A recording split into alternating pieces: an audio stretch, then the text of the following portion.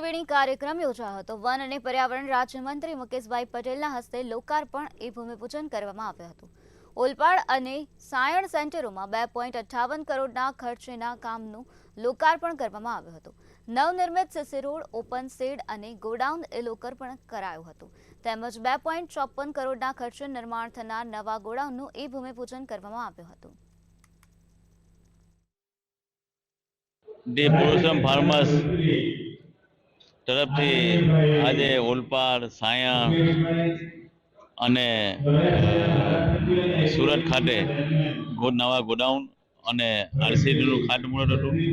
સાથે સાથે જે પુરુષોત્તમ ફાર્મર્સ જે મંડળી છે એ મંડળી જે રીતે સમગ્ર એક ફેડરેશન મંડળી હોવાના કારણે જે રીતે કામ કરી રહી છે, પારદર્શકતાથી કામ કરી રહી છે।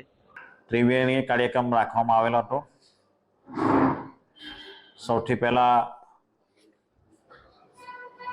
સંસ્થાની ખાસ સાધારણ સભા મળી હતી।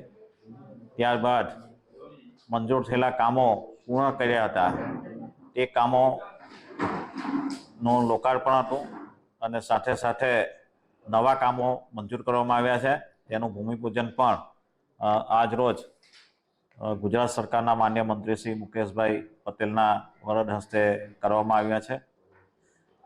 વાત કરીએ મંડળીની જે કામો મંજૂર થયા હતા એ 2,58,96,000ના કામો ભૂતકાળમાં મંજૂર કર્યા હતા। એ ગત વર્ષે પૂર્ણ કરી અને એ કામોનું આજે લોકાર્પણ કરવામાં આવ્યું છે।